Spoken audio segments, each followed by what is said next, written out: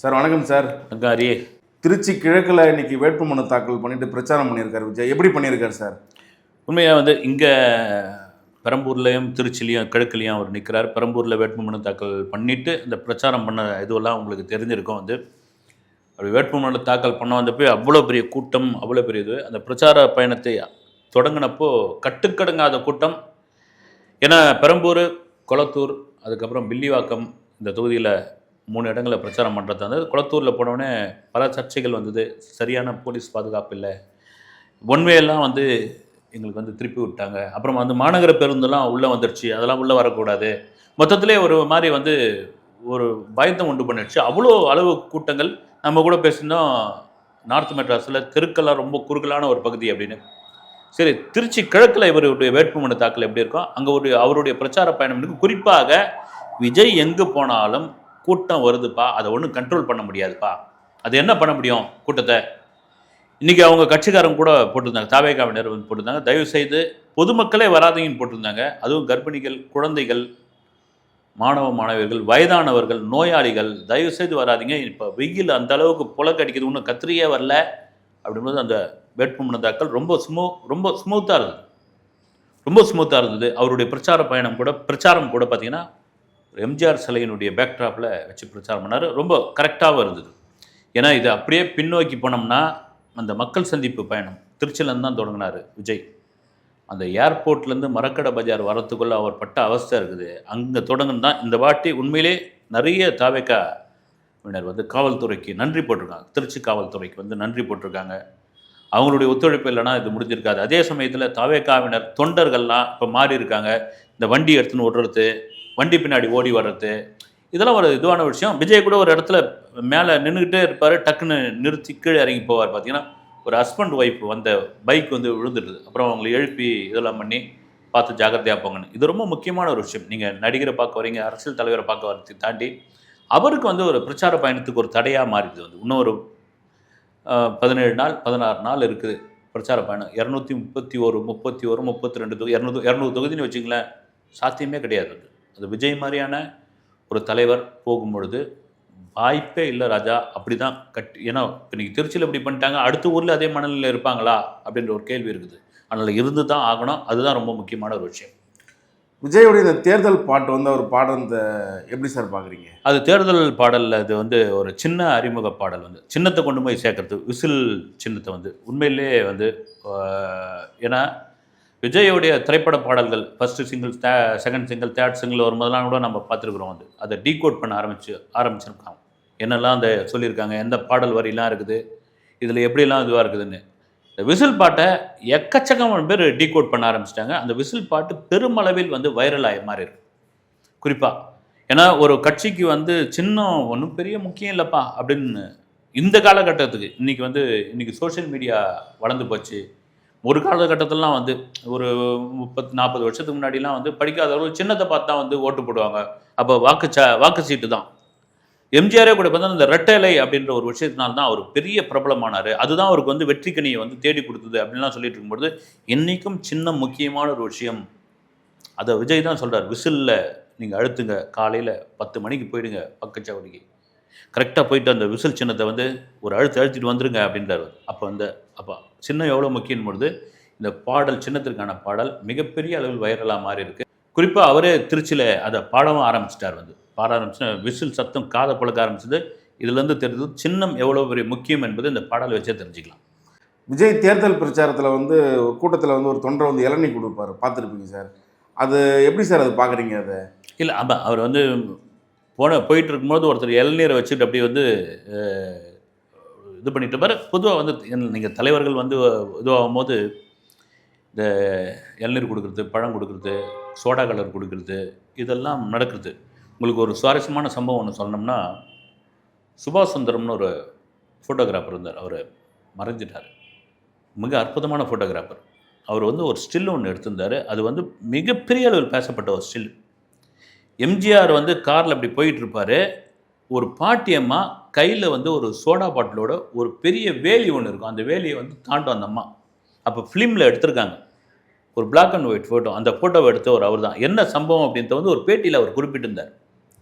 தஞ்சாவூர் பக்கம் எம்ஜிஆர் போயிட்டுருக்காரு. ஏதோ ஒரு பிரச்சாரத்துக்கோ கூட்டத்துக்கோ போயிட்டுருக்காரு. சர்ரு புர்ருன்னு கார் போக கேட்பாங்கல்ல, ஒரு பாட்டியம்மா வரட்டி தட்டி இருந்தது. என்னடி அம்மா சர்ரு புர்ருன்னு கார் போகுது அப்படின்னு, எம்சிஆர் போறாராம் அப்படின்னு. அப்படியான்னு சொல்லி பக்கத்தில் இருந்த ஒரு கடையில் ஒரு சோடாவை கலரை வந்து ஒரு கோலி சோடாவை உடைச்சி அவருக்கு கொடுக்கணுன்றதுக்காக கொஞ்சம் கூட எதிர்பாராமல் அந்த வேலியை தாண்டினதை அவர் படம் எடுத்திருக்காரு. எம்ஜிஆர் காரை நிறுத்திட்டு அந்த பாட்டியம்மா கூப்பிட்டு அந்த கலரை வாங்கி 2 மடக்கு குடிச்சிருக்காரு. அந்த நேரத்தில் அவங்க தடுத்துருக்காங்க தலைவர் அப்படின்னு. எவ்வளோ அன்பா நம்ம தான் கண்ணெதிர்க்க பார்க்குறோம்ல, எவ்வளோ அன்பாக போய் ஒரு கடையில் போய் அந்த அம்மா முகத்தை பாரு, என்ன அந்த அம்மா பண்ணிட போகுது, அது முழுக்க முழுக்க அன்பு அப்படின்னு.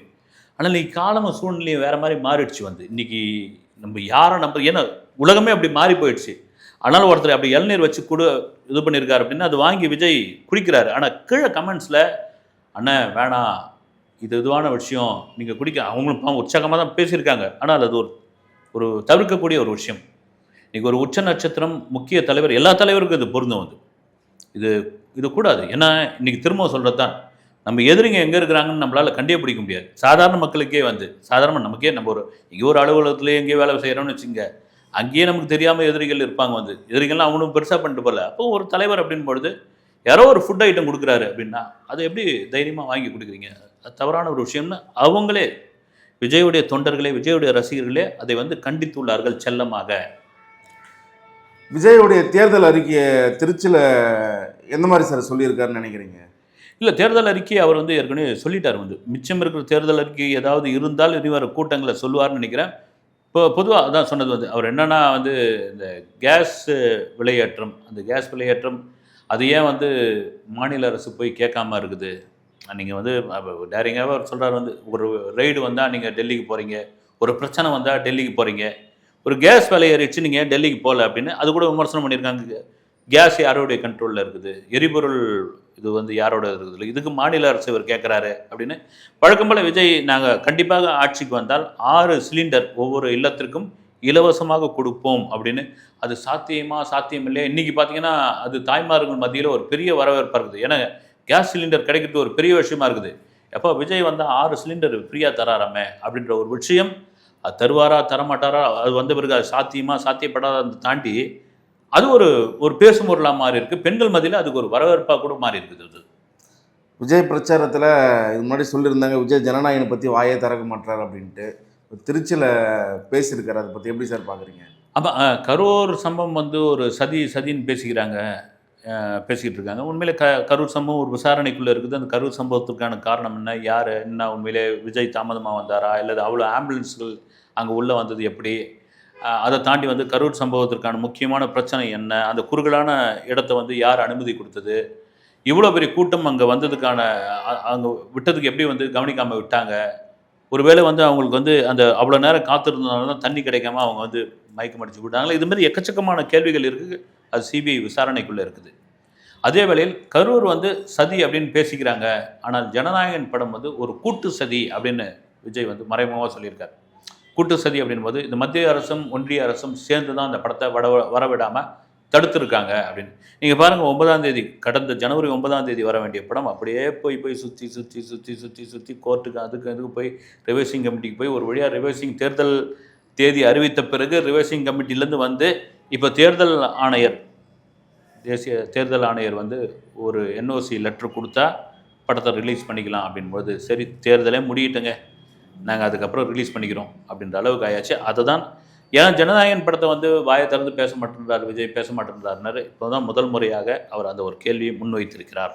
தேர்தலுக்கு பிறகு ஜனநாயகன் வருவதற்கான வாய்ப்பு இருக்கா சார்? இல்லை, அது சோஷியல் மீடியாவில் இன்னும் அதிகாரப்பூர்வமான தகவலாக இல்லை. ஏன்னா தேர்தல் 23ஆம் தேதி இந்த மாதம் 24ஆம் தேதி ரிலீஸ் பண்ண போகிறாங்க அப்படின்றாங்க அப்படின்னு வந்திருக்குது. அது சாத்தியம் கிடையாது. ஏன்னா உங்களுக்கு இந்த தேர்தல் முடிகிற வரைக்கும் கட் அவுட் வைக்கக்கூடாது, எதுவும் பண்ணக்கூடாது, யாருடைய புகைப்படத்தையும் கண்டிப்பாக தலைவருடைய விஜயுடைய புகைப்படத்தை இதெல்லாம் பயன்படுத்தக்கூடாது. ஆனால் தேட்டரில் கட் அவுட் வைக்கணும், இது பண்ணணும், தோரணம் கட்டணும், வரவேற்புலாம் இதெல்லாம் இருக்குது, அது முன்னாலே பண்ணணும். அன்றைக்கி ரிலீஸ் அன்றைக்கே பண்ண முடியாது.